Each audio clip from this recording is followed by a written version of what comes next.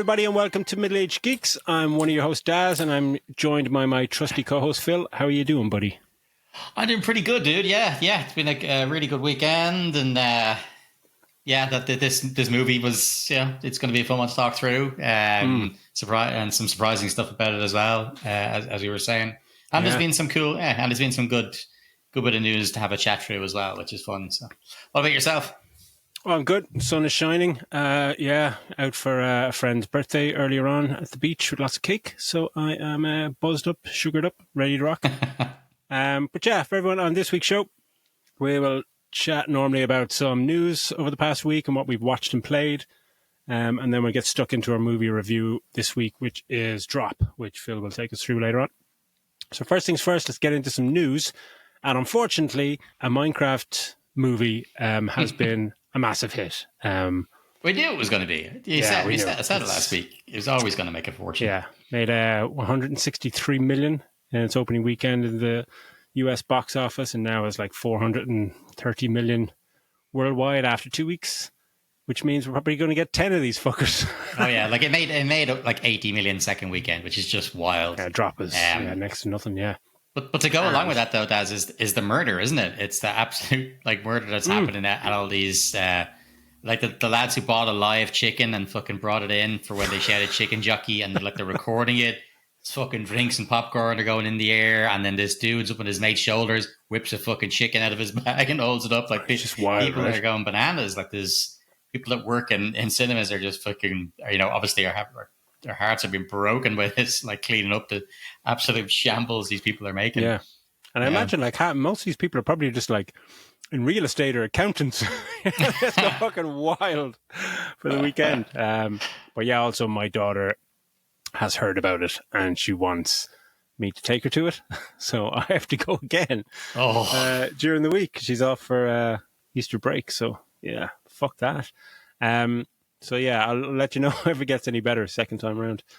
Other news, the Switch, the backlash to the Switch 2 and its prices and general kind of tomfoolery around that reveal continue. There's some Switch 1 games that are being, remastered or whatever, and they're being priced in a similar high bracket of $80 or €80. And then Nintendo cancelled pre-orders in America to wait to see what happens with Trump's chaotic tariff fucking madness, and reports are saying Nintendo are probably going to increase the price again for people. So, sorry if any of our listeners in the US. It's fucking ridiculous.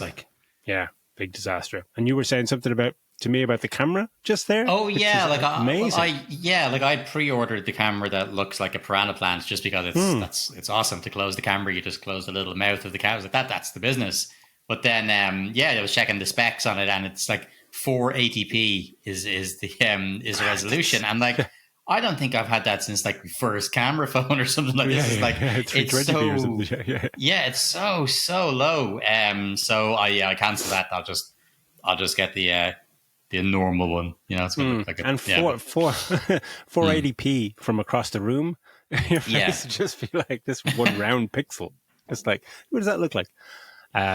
Yeah, it's a bit mad. So, Nintendo, it'll still sell millions. But speaking of Trump's kind of tariffs and all this madness, I was reading, China are now going to restrict American movies, or the amount of American movies that are going to be shown in cinemas in response to Trump and his madness, which is massive. Because China is the second biggest market after North America, and Chinese press release is saying they're going to dedicate the screens to movies from other regions, like European movies, or from India, Japan, Korea, and all that kind of stuff, which is a good thing, but it could be catastrophic to especially bigger franchise movies in America, because it's a massive chunk of their global box office. How quickly before Trump fucking walks all this shit back? There'd be fucking a lot of pressure on that. And then last thing on my end is, there's a Death Stranding movie coming from A24 and A Quiet Place Day One's director, Michael Sarnowski.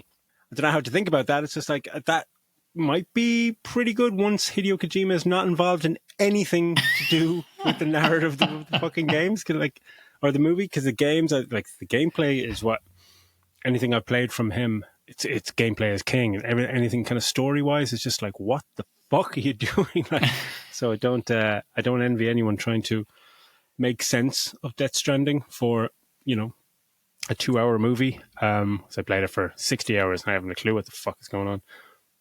But yeah, that so. But that was announced a good while ago, wasn't it? Is this just now that it's got a director? It's got a director, and it's kind of like, yeah, it's okay. It's kicking into gear, which is because there's so much, like, when games do well in terms of revenue, and they get, you know, they're in the spotlight quite a lot, like God of War and stuff like that.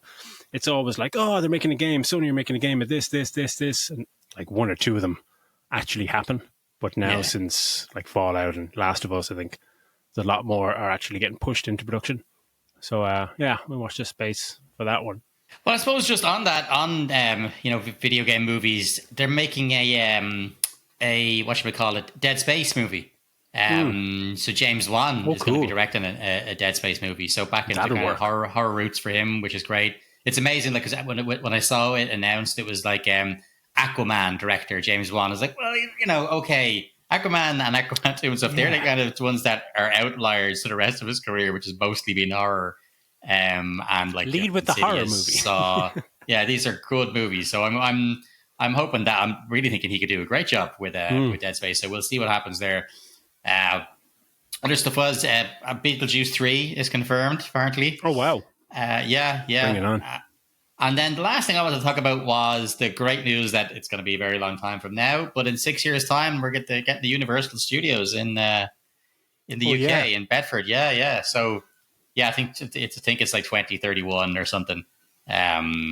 So yeah, we'll definitely be alive for this one. Hopefully. Yeah, exactly.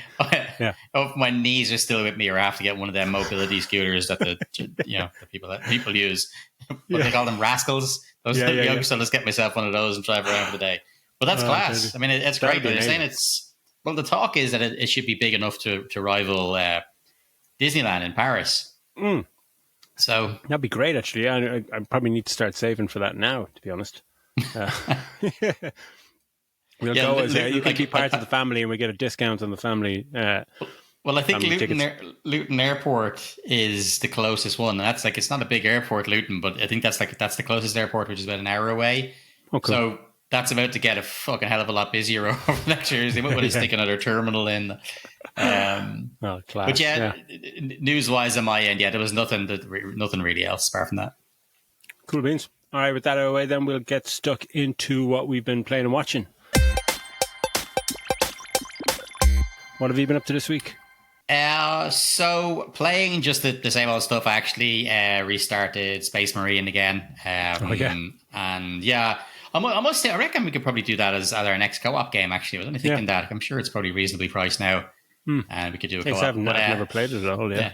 But I think Gears of War, you know, kind of this kind of thing. Like it's a good bit of crack, and we've played those co-op.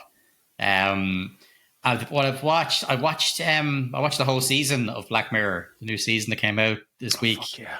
Yeah, watched the whole thing already. Yeah, I watched the whole thing. Yeah, sake, man. It's just because it was good. Like, 'cause that's the thing. Like last season, you a couple of good ones, and I think like we haven't had a really good season where all of them, all the episodes are cracking in quite a while. There's a few duds in there, but there's no duds. For me anyway, in this season there was some real standout ones, real emotional depth to the Paul Giamatti one. It's he's in one. Brilliant. Yeah, he's in one, and it's called Eulogy, and it's man, really, like, it hits home. It's really good. And then there's the sequel to the Callister episode as well. So it's back to Kristen Milioti, and Jimmy Simpson just fucking steals the episode. He's hilarious. But it's it's great, man. Some really good episodes, and okay, I get what a lot of people will say, and I've said it myself. So sometimes you feel like they're running out of ways to say technology bad, but like, it's really bad. Yeah, but no, it was just there was just some interesting ones. There was some really great like romantic hits. Chris O'Dowd and Rashida Jones are in the first episode of it, and they play a couple, and they're great. It's 100% worth checking out this season, which is great because brilliant. I'll add that to the list, because my list, I've watched fucking nothing this week. Again, Just really busy with work and family and playing some games. Like I still have to watch. Like Black Mirror was on my list. So is Adolescence. Still haven't fucking got around to watching that. That's wrecking my head.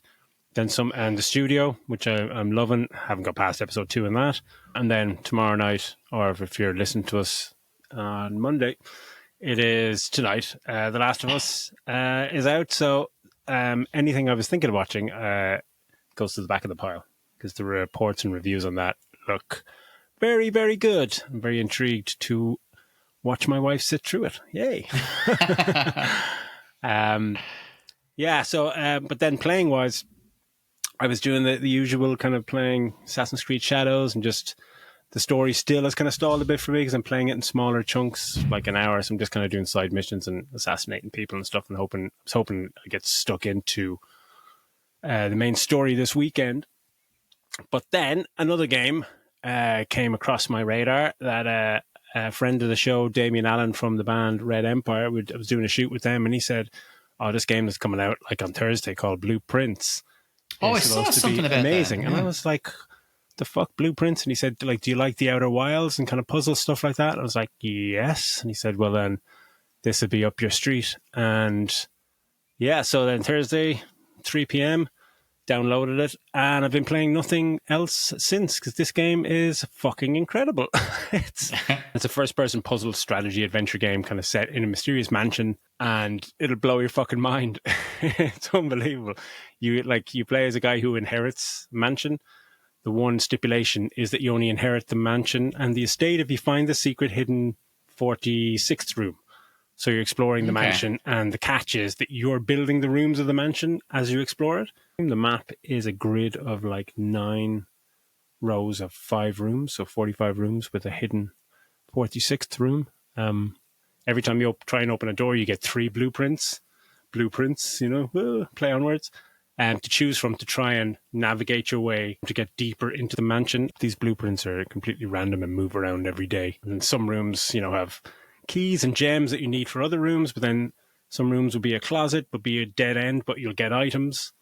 But you're kind of going, do I do that, or do I just create a hallway that has nothing to progress further, but then I won't have any extra items? And it is, it's amazing. If you don't plan ahead, you have like 50 steps of energy. So every time you go into a room, it goes down one, and some rooms give you more, some rooms take it away. And when it ends, you start the day again, and everything's reset, maybe bar a few things. I'm like 12 hours in. Some people have said they finished it in like 15 to 20 hours, and other people said they finished it and then played it for another 80 hours. There's a kind of narrative there's clues in the rooms of a deeper narrative that bit by bit, you could go into a room 20 times, and then the 21st time you go into the room, there's a magnifying glass there, and you're like, what the fuck is that there? And then you go over documents you've seen before, and then you see a little small print in the corner hidden that opens up another. It's amazing, and I can't stop thinking about it as I speak right now. I just want to go and play it. So yeah, check it out, and it's free. It's on Game Pass. Well, I say free. It's on Game Pass and on PlayStation Plus as well. I'm going to be playing that for the rest of my life. So yeah, with that out of the way, let's get stuck into our movie review, which is Drop. Take it away, Philly. Cheers, big man. Yeah, this week it's 2005's Drop. So for those of you who are new to the channel, we try to do a very spoiler-free part, the main part, keep it spoiler-free as much as we can, and just talk about the synopsis, what we thought of the movie, who's in it, all that kind of stuff. And then we'll move on to Spoiler Town, where we'll kind of just talk through the movie and actual scenes from it. So we'll give you plenty of warning if you want to jump out. So before we get into our initial thoughts, we'll just give a quick run through. The synopsis is a widow mother's first date in years takes a terrifying turn when she's bombarded with anonymous threatening messages on her phone during their upscale dinner with this on a date, and leaving her questioning if her charming date is behind the harassment, or I guess who is in general, because they kind of, they get introduced to a bunch of different characters, and you're kind of wondering, who done it, or who is doing it, I suppose. Yeah. So it's directed by Christopher Landon, written by Gillian Jacobs and Chris Roach, produced by Michael Bay, who was actually the first person listed on the produce list. Wow. And Jason Blum and others. starring Megan Fahey, Brendan Sklenar, Violet Bean, Jeffrey Self, and others. Very reasonable budget of $11 million, which I'm sure it'll have no problem making back. I think as of today, I think it had already made back 10 million. It's only just out, so I think it'll make its money. Like, cause it's a nice, easygoing, whatever it was, an hour and 40 minutes. Where was it filmed? And the surprising thing, it was shot in Ireland, which I couldn't believe. Like that one of those opening scenes, and I'm like, hang on a second, is that the convention centre? And then I was like, hang on a second, this looks a lot like Dublin, and then there's just a few more little things. I was like, holy shit, that is. And then so I just looked it up then, and the kind of the studio part of it, the indoor scenes, some of them were done in Ardmore Studios in Bray, your direction. Yeah, around the corner. Yeah. Great. Is that just up the road from you, yeah? Yeah, about a 5-minute drive. Yeah. It's great, actually. It's I couldn't believe that intro shot because when you had mentioned it beforehand, you were like, this is fucking filmed in Ireland. That it's supposed to be Chicago, I think, but like that shot of Dublin is like, wow, like proper filmmakers can make this shit look good, man. I want to go back and see, did they enhance any buildings in the background? Because I don't think Dublin doesn't really have anything. There's maybe 3 buildings above 4 stories. In the SIP2 fucking IFSC thing. And just like, okay. But it looked good. It did, yeah. I mean obviously there is some stock shots as well from, which is probably actually Chicago, especially towards the end. There's like a flyover with a bunch of skyscrapers. Like, that ain't Dublin. Before we get into kind of what we thought of acting and all to break it all down, what was your overall feeling of it? I wanted to like it more than I did. I was liking like the premise and stuff from the trailer. We kind of knew what we were going to get, and it's all about movies like this. Are they going to stick the landing, or are you going to care about? Are you going to care about the central characters while the premise and the scenarios get a bit more silly as it goes on? The suspension of disbelief gets more and more out of control. But like, for the first half, I was enjoying it. It kind of rests on her performance. I think she's really, really good. And herself and her date have really good chemistry. And some of their scenes kind of work, and the kind of preposterous nature of what she has to do.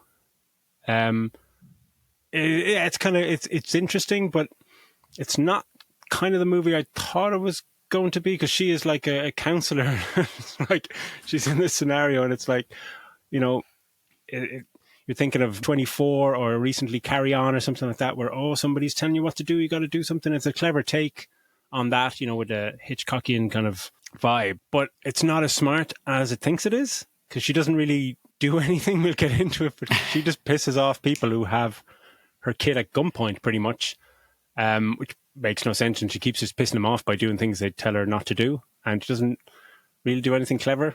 She does one thing that they think is clever later on, which is the worst choice in the history of anything. I was kind of liking it, but like not even the last act, it's more the last 10 to 15 minutes, I was audibly like laughing at the screen.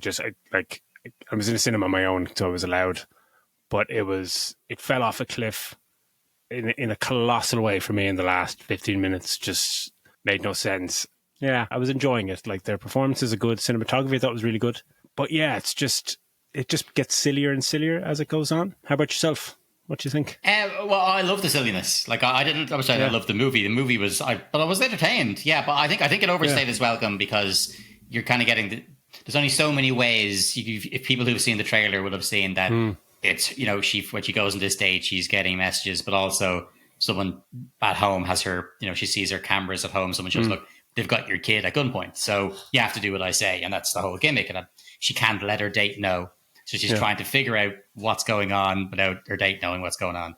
The thing is, you're kind of running out of ways for her to do things. And like, obviously, if you're sitting across with somebody and you have to constantly get up to do different things, you're like, come on.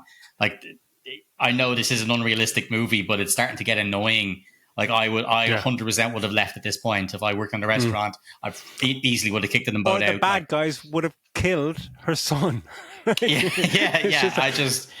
But and also, I mean, the whole premise of that getting like, if you are able to go and like not only get these drops that all of a sudden can be deleted, you can't tell who's the person who's messaging you. They can, as you said, they can hack. They've got someone in her house, like a hitman there, and they're able to monitor everything you're saying or doing. Don't tell your date, we can tell. So they've got the whole place bugged. You know what I mean? So you got this whole. Surely, if you have the capability to do all that, you could have just poison him. Yeah, just poison him. Have him get hit by a car. Have him get hit. Do walk on the road, hit and run. Done and dusted. On the way to the date, you could have him get hit by a car. Like, there's got to be something you could do to get rid of him. Like a lot of what you've seen in the trailers is the movie. You know, it's no different than what's the what was that one? Trap. Yeah. You know, you know, it's just what exactly happens. Their Trap goes fucking bananas, way more bananas towards the end.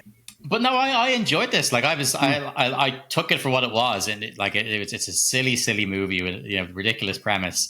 But again, I enjoyed both of the leads' performances. I thought the sister was such a bizarre character to have. She's so, like, wildly inappropriate, and just I thought she was funny and stuff, but it was like, it's weird. She had the lines that she delivered and the humor and stuff they gave her is like she might have had a much bigger part in this and they cut it out or something, because she's got so much character for a side character, if you know what I mean. Yeah. There's so many quips, and there's some later on that's just like, what? Towards the end, it's like, what? Why are you saying that? Like, you're on the periphery here. Like, yeah, absolutely, she probably has a few more scenes. Mainly, it's the end of the movie that just fucking, I was just so annoyed and just going, what are you doing? Like, the movie becomes incredibly stupid when the suspension of disbelief goes so far. You just don't care because any stakes or anything. It just becomes silly. But there's moments in this where it's like that movie Carry On with Taron Egerton or something, where someone's telling him to do something, and there is that tension where how the fuck is he going to do that? Do you know what I mean? He comes up with a clever way to do it, and you're like, and some of them are a bit silly, but some of them are kind of clever, and you're going, it's convenient or whatever, but it's a clever thing that he's done to get past that certain stage of the plot or whatever, and then on to the next one. Then you have to do this and this, and he gets to kill somebody or whatever. She doesn't do anything. She doesn't. But she doesn't get a chance to. Yeah, that's it. Like, things, but they keep, like they say, don't tell anyone or we'll kill your kid. And then she tries to tell somebody, stop doing that. Don't try and leave. And then she tries to leave. Or we'll kill your kid. And people will see that. Yeah, people will see that even in the trailer. Like, don't tell your date, don't that. And that thing that you see, it happens. Yeah, like you said, throughout she's going to try and do something. Like, she's going she goes into the bathroom to try and do something. She goes X, Y, and Z, different places. But each time she gets a text message, we can see what you're doing, give it over, give it over. It's like, she sees on the camera that there's a guy as actually at one point picks up her kid and walks into a room with a gun in his fucking hand and a balaclava. Like, just do what they say. Pistol whipping her sister.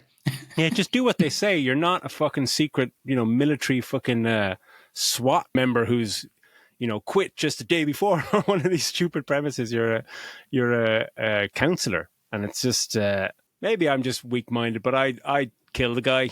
I'd just be like, fuck this, man. I'll take my chances that the police will believe me. Because fuck this. I've known you for 3 months.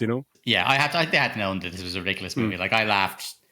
I know it's not supposed to be funny, but I did laugh quite a lot. And there's one point I was thinking to myself, like, being her date, and obviously she has to do all this crazy different things, leave the table multiple times, be incredibly rude towards him because she's kind of half ignoring him to constantly read what's going on her phone. And so I'm just thinking, like, what if I was him? Would I have just left by now? And I was like, you know what? She is super hot. I'd probably put up with it. You wouldn't. Just, you kind of go, look. I was like, I don't have a kid. I'd be like, I don't have any kids. It's not me that's the kid that's getting in danger. So I'm just like, yeah, she's hot. I'll put up with it. If you're on a date and someone was treating you like that, I think, you probably go, this is ridiculous. I'm out of here. That just leaned a little bit on the silliness. But what does work is how is she going to keep him there? How is he not going to leave with this? Because she's acting in a more and more preposterous manner. But and those bits worked because it never seems slapstick or whimsical or something like that. It's still, there is a sense of believability with him and their connection and stuff, that he does seem a bit more perturbed or whatever. But he does stay, and at one point, he does try to leave and she gets him to stay. But by the end, you're like, dude, just get out of there. Like, get out. Oh, she's obviously trying to poison you. And there's absolutely no way. They're like, if obviously I don't have kids, knock on wood, and like, so if that was my kid at home, I wouldn't be able to even think straight. Like, there's no, let alone stay there following someone else's plan. And there's nothing I'd be able to think of other than I'd be like, oh fuck it, I'll just do it. How do I tell the police? They just call their bluff. What do I do? I don't think I'd be able to sit there and follow some fucking lunatic instructions, but she manages to hold it together quite well. But like, let's just have a chat about the performances for a bit, because obviously so much of it centers around the two of them. But not only that, basically it's her acting. It's a lot of it is her reacting, because the whole time she's getting text messages and they basically show us what she's getting rather than showing us a phone screen. We're getting this big block, big block white text of it. Don't show your date, or don't do it, and it's all big thing popping up the whole time. So she's reacting for so much of the movie to just what's coming up on that phone. And yes, there is chemistry between the two of them, but so much of the acting is just her. Okay, now you've read this text. What's your reaction? You're shocked. Yeah. And so she's doing all this. She's doing really decent work, I thought. Yeah, oh, absolutely. And especially like if something like this is filmed out of sequence, she's nailing the kind of levels of anxiety from the initial shock. That is fantastic when it's like check your phone or whatever, and when she swipes, and sees the security camera of somebody. Great when she swipes and he's just standing there looking at the camera with a gun in the balaclava, and it's just like, holy fuck. And that's her acting there is superb. It's just that moment where you're just like, how do you? It's like someone asking you to count to 10 when you've been kicked in the face or something. It's just she's excellent at that, and it just gets wilder and wilder. But yeah, like I only know her from White Lotus. I haven't seen Megan Fahey in anything else, not that I remember anyway. But I thought she was great. I didn't recognize the date from anything. I'm not sure what. I was convinced he was a forgotten Helmsworth brother or something like that. He just had that charisma, but he's not. And he's pretty good. Right? And I think most people in it are grand. Like the waiter is a lot. Mac, was his name? There's a bit much. He was a lot. Like I think, but I think even that kind of added to the wackiness of it. Like the fact that that's they're already on this first date. There's already shit going wrong because her date is late, and she's nervous at her first date in years, and blah blah blah. And then this waiter is just, it's my first night as well, and he's just an over the top waiter. But that scene worked because, like, that's what I mean. Their chemistry and the nervous anxiety when they sat down, it's just so believable. And it's from that moment forward, you're kind. If that doesn't work, just the movie would it would be a train wreck and just fall apart completely. And I think the other people's performances are fine because, as we said, she doesn't know who it is. She just knows it's someone. As you see again, seeing the trailer when he's walking around saying, "Okay, I've met this. The drop thing only works." 50 feet or whatever. And so he walks on the perimeter 50 feet and he goes, okay, it only goes as far as the reception. So it's got to be someone inside the room. And so, but she doesn't know who it is. And we get introduced and we get small little parts with extra characters, a guy who bumps off, or the really ignorant kind of hostess who's a bit rude, and a different guy who's on his first date who's chatting to her at the bar. And there's different people, the pianist. There's all these people. Yeah. So they do introduce you and give you just a little enough time to kind of think, is it them? Is it them? Yeah. That was good. Yeah. I thought so. I thought everybody did quite well. I'd agree with you with the cinematography. Like if only the fact that we live here, I wouldn't, I wouldn't have picked up on the fact that it wasn't just your regular American city, because it is mostly filmed inside a very fancy looking ass hotel. Yeah, that set is brilliant. Really, really good. Yeah. Really great work. And yeah, I mean the score is kind of just competent. I didn't think the score was anything over the top. Like apart from the intro, like I don't know why movies just don't do this more often, but it just starts with like an intro animated kind of like things like wine glasses breaking and stuff like that, and there's a full on kind of musical piece over it with full credits for like a good fucking 2 minutes, and then the movie starts and you're like, yeah, fucking nice. And not so much, it's not up to James Bond levels or something, but it's nice. It feels like that's what they were going for, though, because it's like a teacup and then it's a wine glass and they just come at you smashing. And it's just a very confident start. And it's amazing what that can do, because I sat down going, all right, I'm fucking on for this. This is great, because so many movies these days just start the movie and try and do the credits at the end. They try and be Christopher Nolan, just like, we'll give you nothing and then the credits. And just sometimes it's nice just to sit in your seat and set the scene with a bit of music and some exploding wine glasses, TV cups or teacups, which I don't really know what the point of that was, but it was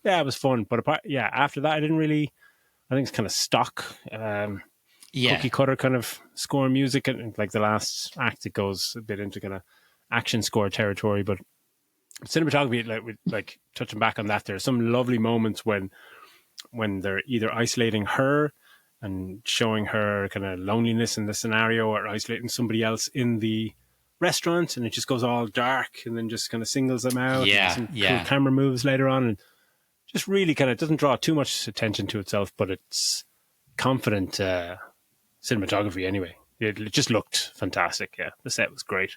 Yeah, I think so too. Yeah, there's no complaints on that end.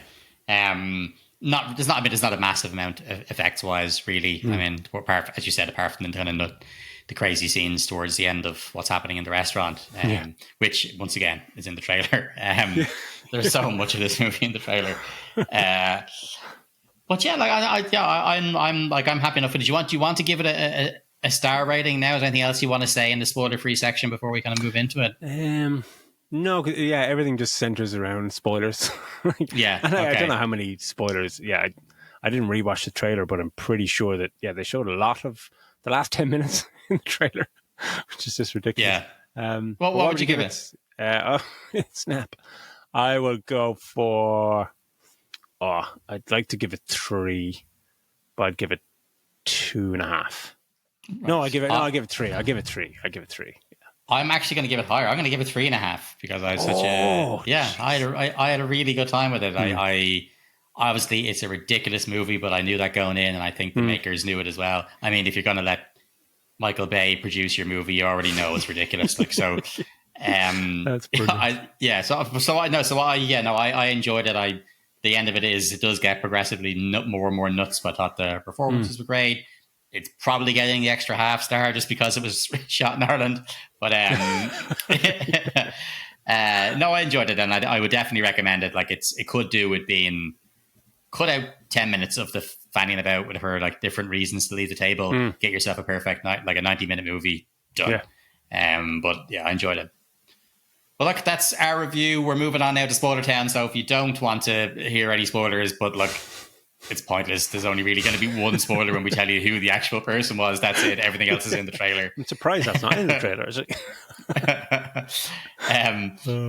So as Dad said, like this is our main character, Megan Fox. She plays a character called Violet Gates, and she's a widowed mother whose abusive husband. Was it Blake? His name was Blake. We find out he's dead and left her with her son Toby, and she's basically going out on her first date. And like it's a fairly quick setup, but they kind of jump in very early at the start, because I was wondering, when they show that scene near the start of her scrambling for her life. I thought that was later in the movie. Yeah. Yes, I thought we were going to get 24 hours earlier or 8 hours earlier. One of those things. I was like, fuck off. Like I only like I like them sometimes if they're done well. Yeah. I like sometimes if something can be shot out of order, it can be done really well. But sometimes it's just used for the sake of it. And I was like, don't give me one of these cut to things. But we don't get anything. We just see her crawling along terrified, and this person saying it's all your fault, and he has a gun and stuff. It's like, oh fuck, who is this guy? And then I was keeping an eye out for him and trying to remember what he looked like when we get to the restaurant and stuff. But yeah, so she's as you said, Dad, she's kind of a counselor, a therapist, and she's doing therapy online with her clients. Yeah, she's going to meet this guy, Henry Campbell, and basically her sister saying to her, you haven't been out for ages, it's time to get out and get back on the horse and all that shit. You need to get laid, she says. Okay. And so she's got this high-rise restaurant called Palette. And I think that Palette sign, I think that might be outside Citibank in the IFSC. I was trying to look at where it is, but I think that might be there. Weird name. Yeah. Yes, I suppose, is it a weird name? Palette? I mean, it makes sense. It's not like it's pallet, like pallets off a truck. It's obviously the pallets. Yeah, it's just like welcome to Palette, and it's like it's just. Yeah, I suppose. Yeah, it doesn't sound high end, does it? But anyway. She goes in, and while he's a bit late, and while she's there, this is where we start getting her bumping into people. Like first of all, she meets this lovely bartender, Cara. I thought she was actually really good, and I just felt like she was kind of flirting with her a little bit, or Cara was flirting with Violet a bit, and then the pianist Phil, who's a bit of a creep. Should have named him something else. And when the guy bumps into her and there's a guy, there's a guy and stuff. I was at the start. I was like, oh, I wonder, has she picked up the wrong phone? But then she picks up her phone. She starts using it as okay, maybe it's not him. And then she meets an older guy at the bar, Richard, who's on a blind date. And so there's just these different people she's meeting along the way, and they're just setting this up for when shit starts happening. You start thinking, okay, well, which one of these fuckers was it? So anyway, when Henry arrives, before Henry arrives, she starts getting these digi drops. So it's basically just a message that lands in your area, and if you're, or like can only sent be certain people within a certain area to you, isn't it? So as I said, did we figure out that though? Like that technology, even today, like on AirDrop and phones, and stuff, can that be done by people above you and below you? I don't know exactly. Yeah, like I don't know. Yeah, could that just be someone on the roof doing it, or what the crack is? But for whatever reason, Henry explains it away. He's like, "Oh, yeah, he knows. I know how these works." He's like, "Yeah, no, it goes within 50." But she ignores the first couple. She's like, "Oh, fuck off!" Like it's just people sending memes to me, and she's ignoring it. Some kids. And she explains to Henry, but then as they're kind of getting to know each other, the messages keep coming in, and she tells him at the start, "I got to keep my eye on my phone because my kids at home with the sister." But then they start to escalate. Eventually, he's telling her, look, check your phone, check your security cameras. And so she does. Yeah. As you said earlier, Daz, she sees a gunman wave the gun, beats her sister unconscious, and takes Toby into his room. It's like, holy shit. And that's fucking really terrifying. It's a terrifying image because you see her swiping through the different cameras and you're expecting to see, is there somebody walking around the house? But it's the fact, and I think it's in the trailer as well, but he's just standing there looking at one of the cameras, and it's just, how long is he standing there? Because that's it. Because he has to be waiting for a message from our guy who can see her, like going, "Okay, stand there now. Now hold the gun up. Give it a little wave." Yeah. Is she still looking? Make a menacing face. Yeah, make sure you look as much like a henchman as possible. Like black balaclava, black leather jacket. You just couldn't look more like a robber or ever. She looked at the wrong time. He's just doing a floss dance or something. Like, look, fucking menacing you. Fucking come on. But just before that, they have, because they're kind of, when she's wet, before they realize the seriousness of it and the fact that he's just getting memes, they're having this kind of moment where they're kind of bonding over the fact that they're looking around the room and making jokes, guessing who it could be. And he's like, what about that person over there? He's like, oh no, that's the old couple. They're just an old couple sitting there. What about him? She's like, no, that's the guy I met at the bar. It's definitely not him, because when he arrived, his date arrived, and she was obviously wasn't even happy to see him. It was so awkward. It wasn't this person. It wasn't this person going around. You're like, right, and just again, I didn't know. I like a lot of these movies. I find I kind of can guess it pretty quickly. I didn't get it for a good while. It is a good setup. Yeah, and there's not too many as well. You're kind of looking around and going, okay, it's probably 4 or 5 people, and it's not the group of kind of young Asian family having a thing. You're just like, okay, it's not going to be them. So yeah, it's a nice setup. But later on, like when we do figure out, that's one of my questions. It's like, how did that person know everything she was doing all the time? I know the place has cameras everywhere, but yeah, they're wide angle cameras. You watch it on your phone. I just don't know how he was, aware of everything she was doing. But the setup is good to that point. Yeah, it is. Yeah, but like again, and I suppose now as it escalates, now is telling her, okay, the idea is now you got to, we're gonna kill. Basically, telling you got to kill your date. She starts off. She tells him you need to get into his camera bag, into Henry's camera bag, because he's a photographer. Get the the camera thing, and destroy it. And she thinks she's out of the woods. Then he said, no, that you're not finished yet. Now we need you to kill your date. And so like it's. Again, as I said, this is how like his some big conspiracy, because he works as a photographer for the mayor. He's obviously figured some shit out. She has a look at the photos while she's crouched down. That was one of the things where just like she gets it, she like get the SD card off his camera and destroy it. And so she's like, oh, and if I lost my watch or something, or something, and he goes off, and she goes down and just starts casually looking through the photos. Just like, you haven't got time for this. You have time for it. Just smash the fucking thing. It's just like, oh, because we need to know. So little bit moments like that were just like, because the plot has to happen. You kind of go, you could make that tighter. You absolutely can make that tighter. She's so urgent in certain moments. In other moments, she's just like, just pretty calm. Like, it just doesn't really matter about me. I love my son, but I wouldn't mind knowing what's on this camera. But I think but when she gets into the bathroom and she smashes up the card, she shows that's when she gets another message on her phone saying, okay, you're not out of the woods now. If you go over to the paper dispenser and look inside it, there's a little vial. She opens up, it's a vial of poison, and it's like it's just as well nobody has pulled out all the tells. By the time she goes in there, well. Someone's like, "Oh fuck, man! Oh, I bet you this is liquid acid or something like that," and ends up fucking croaking. And it's a lot of poison as well. It's just these days, don't you need a little fucking drop or something? It's a full big vial because when she's going to put it in a shot glass later on, it's just like, lucky didn't fill the shot glasses to the top like we get over here. Just enough where you can put a fucking shot in. Yeah, but I think these were kind of her, and that, like you said, is the way he can see everything and to text her automatically and tell her not to do stuff. Like when she goes into the bathroom, she's trying to write on her hand about calling help. These younger girls are in there, and she's trying to write in her hand like, I wouldn't do that if I were you. It's like, okay, he's got cameras, she noticed he's got little microphones and shit everywhere. But all the different ways. I think the next way she tries to tell somebody is she had asked your man, the creepy guy Phil, the piano player, to play a song, and she calls the waiter, would you mind giving this the thing? And so she's written on it hostage situation and written her address on a 20 and given it to the guy to go to the bar. And that's another moment, because she gives him the 20 and then he walks over to the bar and it looks like he's trying to ring somebody or do something to help her, but then we find out later, he's got a message saying, stop what you're doing or we're going to kill your son. So he goes back to the piano, but then she gets a dish, the main course from her meal, and the note is underneath her food, and just like, how the fuck did he put? That's like that was the most bizarre thing. Just to show her how it didn't work is like, the note's under, and then we see Phil, piano player, collapsing and blah blah blah, and she gets a message, that was a big mistake. You shouldn't have tried that. Yeah. Now Phil's poisoned, and he's not even going to make it out of the building. How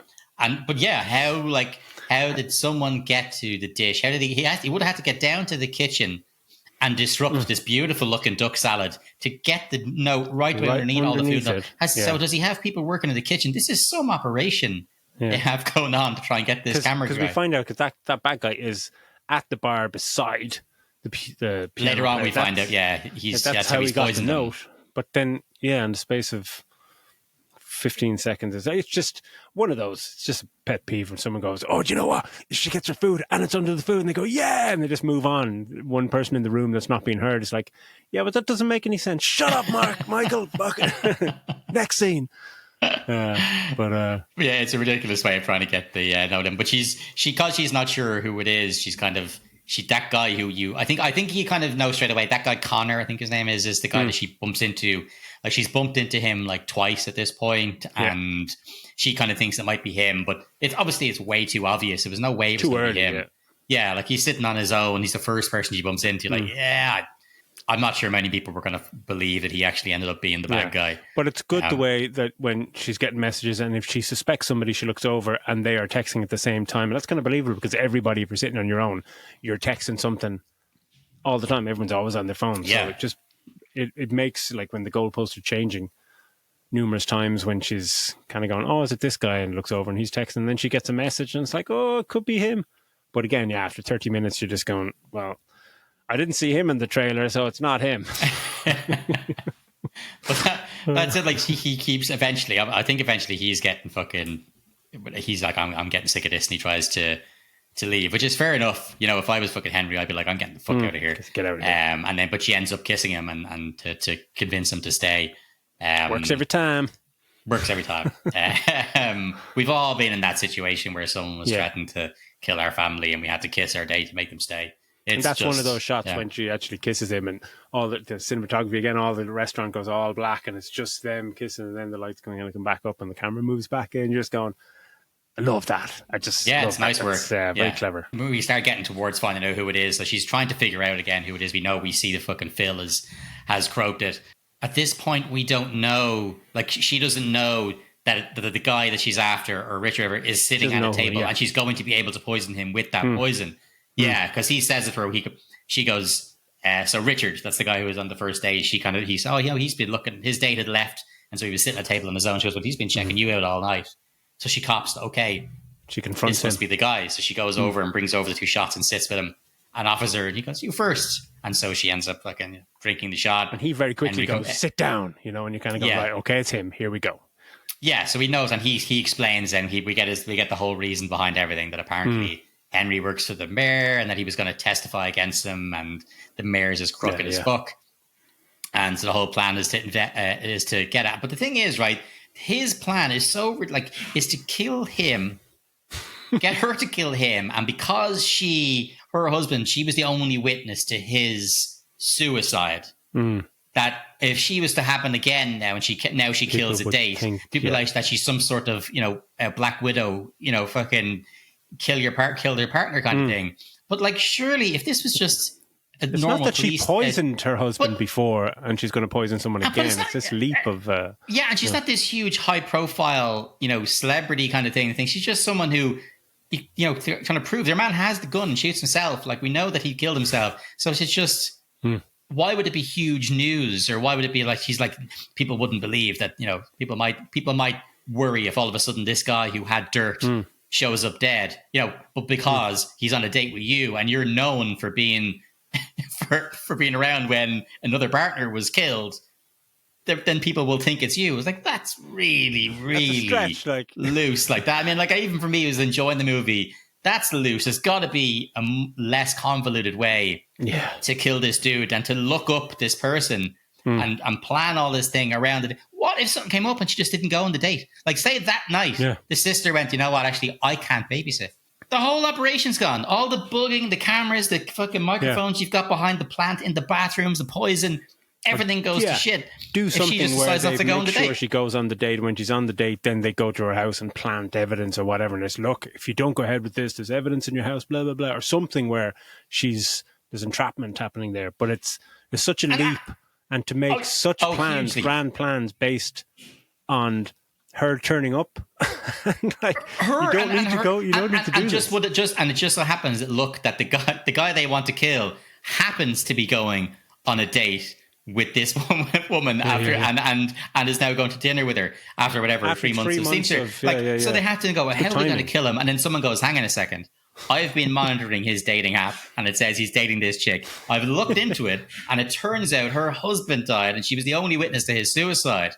What if? And they go with this big fucking mad plans that you've got to, if you're professionals, you've got to have a better plan than this. This is the most ridiculous. There's Michael in the back of that meeting going, why don't we just run him over with a truck? Just random truck, and then kill the driver. Something. If this is time sensitive that we need to kill this guy because he's sensitive documents for the mayor, why are you planning this fucking elaborate nonsense? Just like he had to be killed that night. Like, that was that they had to get rid of him that night. Like, you were pinning a whole lot of stuff. A lot on that. Like, there's too many fucking plates spinning here. But I think, I mean, look, it's the movie. You're not really supposed to look any further past true. The surface. Still, it could be. But we find out then when Henry comes over and there's the two shots are there. He picks up the shot and drinks it. And so Richard's delighted. Richard's like, oh, good man. Mm-hmm. He thinks, he's gloating. He's like, nice one. That means, Henry's after having his shot. Violet's had her shot. So, at least one of them is poisoned. But then she explains to him that he's not always 2 steps ahead, that what she did was she went over it, leaned over, didn't put the poison in the shot. But actually, while she's sitting there at the table with Richard, she had poured the poison into his panna cotta dessert that he was all over. And this moment, she could just keep to herself, go back to her table or whatever, and just let this guy pass out and die. And not say I poisoned her. Don't tell him you poisoned her. By the way, I poisoned you. This is when she turns into like the stupidest fucking woman alive, and a lot of people get hurt following this because of her. Doesn't have to tell him. Gets stabbed because this turns into, because the plot has to happen, but the way it just gets stabbed, your man gets shot. Like, so many people get fucking, like, lots of people could have died because of this, because she had to tell him, I poisoned you. But like, she might have copped it. Like, he was going to cop, because say after a minute or two, or after a few minutes, what's his face? Henry, obviously Richard to go, well, why hasn't Henry died yet? Or why isn't he falling around the place yet? He should be if he was poisoned. And then he would start to feel it himself, and then look over and then, okay, he could have maybe had the strength to pull out his phone and type in, I'm about to die, kill the fucking son, or do whatever. But like, give all that extra time. You're right, Des. Give all that extra time to see that part of it play out. You know what I mean? Or her get up and she could just go up and go and leave the restaurant and go, look, he's not even going to make it into the lab. I'm sure he'll die. Can I go, call it off, let me go and see my son. And fucking speed out of there and get back there. And then before you know it, your hitman's gone. He's croaked it. But no, she tells him, like you said, she says, no, I fucking poisoned you. But then, not surprised when you said Michael Bay was involved. It turns into kind of, they try to do a car action scene here, which is like two cars almost hitting each other in kind of fast-moving traffic. And it's like, whoa, where's the action budget there? Woo! But his reaction is completely normal. Like the fact that, okay, he's got a gun on him, and she tells him, basically, you're dying. He looks down at his food, he looks down in shock, realizes he's been poisoned. Immediate anger. You see it, the immediate, you bitch, and he goes for his gun. That's exactly what you would do, I think. I think the panic of, oh Jesus, this is me. I'm gonna get I'm gonna die here. And so he fucking pulls out a gun, he fucking starts to shoot, they're all jumping out of the way. Henry takes a bullet for her, and then there's a big fight. Fucking does Cara get shot? She gets knifed in the back. Oh, knife, that's it. Yeah. Stabs her. Just like, what the fuck is going on here? Yeah. Stabbed. And then the fucking restaurant window breaks, and what's it called? She throws something at him. What is it she throws at him? And the hockey puck that was going to be a gift was a for her son or something like that. And he goes, oh, you missed. The air pressure up there, like how high up there? Because he fucking sucked out the window. Oh, he has gone like a boom. Yeah, so it must be like a Farrell fucking like a Farrell way up. Definitely higher than that we have in Dublin. And he goes, oh, you missed. But obviously that was her plan, was to miss all along, because the window smashes. They both get pulled out. Richard just goes straight out. There's no hanging on. There's no Hans Gruber moment. He's just gone, brown bread, and falls down. And then she's hanging on, about to lose. She's holding on to like a curtain, and she's about to fall. And all of a sudden Henry comes down and saves her. Despite the fact that he's been shot in the gut, he manages to pull her up. In that shoulder where he's pulling her up from, and it's like, oh, okay, whatever. Like, I thought he was shot in the gut. Like, I'd be shot in the side or whatever. Either way, you're not pulling someone up on the side of a building after you've been fucking shot. Like, but he tells her, you go, I'll fucking call it in, or I'll tell the cops, you go. And so he gives her car keys, and she mills it down, takes his car, and goes flying towards her own house to try and save it. As you said, there is a car crash. I don't know why they needed to put that in. Just a car chase scene where she's just like, oh, I'm stuck in traffic, and she just veers out. She tries to overtake somebody. An oncoming car, and she just drives back in and goes, oh, and it's like, that does seem like that's your Dublin scale budget car action sequence. Because it's shot in the Keys, you can see the Lewis tracks and everything. Like, so she's just like, that was a pathetic car scene. She goes to your person won't move, so she goes, she's beeping, it won't move, so she tries to swing out. Has to swing back in. Anyway, she makes it home, and when she arrives into the gaff, you can see what's her face has woken up. Jen,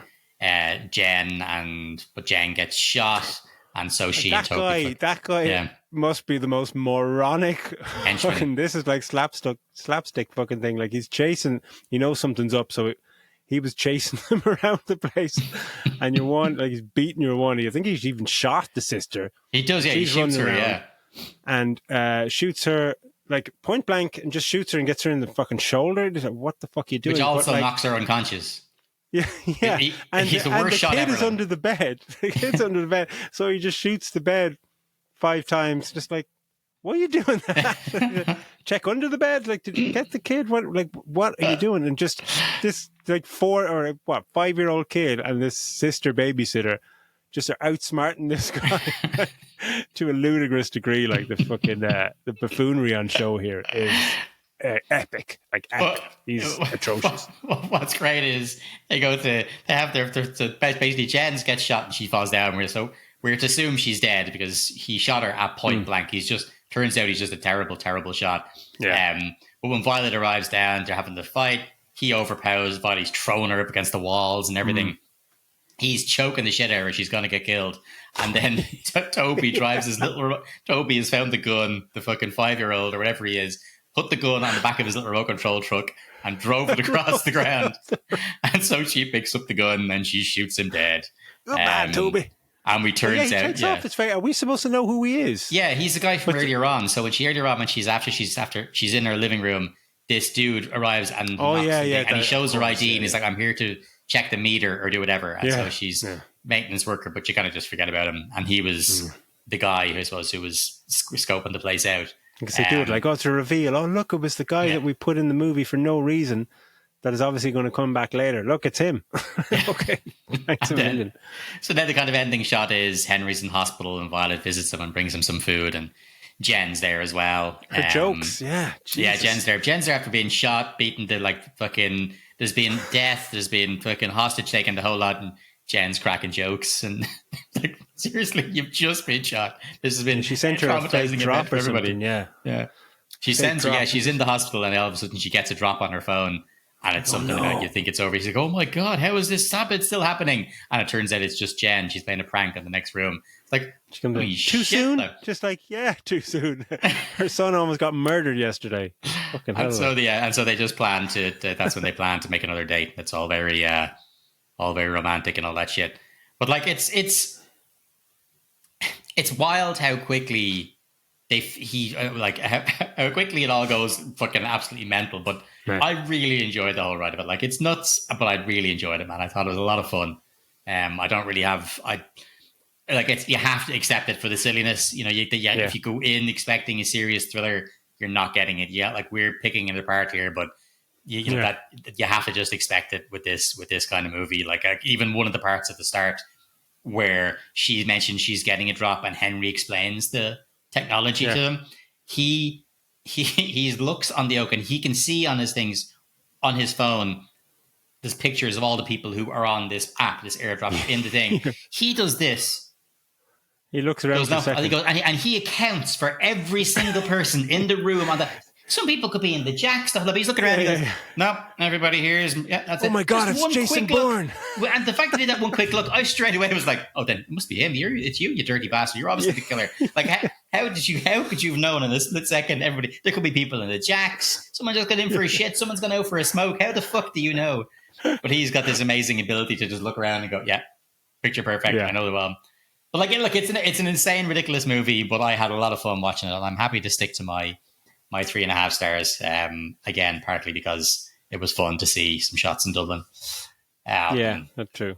Like I enjoyed a lot of it, but I think the last 15 minutes went to were as bad as Traps ending that kind It does of happen a lot, doesn't it, to this doing? kind of movie where they're unsure where to finish it. You know, or they give us one last scare, or they need to give us one big action set piece. They always for the trailer. We need something for the trailer. Like we need to. Yeah, it always seems this. it's a real sticking point for this type of movie. I think where they jumps, feel like just jumps kind of out of control for a while and turns into a really piss poor kind of car chase action set piece. Like the chase with the guy in the fucking house is just like, Jesus Christ! Like, is it in? It's just, I just thought that was just so shit that that's a 0.5 star off, easy peasy. That 10 minutes just going, oh fuck that shit. Like, it's good though. Enjoyable. So yeah, thanks for taking us through that. Check it out. It's in cinemas now. So that is a wrap on this week's episode. Thanks everyone, as always, for your feedback and sharing, subscribing and liking. If you're watching on YouTube, hit the bell and subscribe and all that jazz. And we'll be back next week with a new episode and reviewing Sinners. Yeah, which is getting amazing reviews all over. So I cannot wait to go through that. So that's going to be a great one. So hopefully join us next week. Okay, see you later. Take it easy.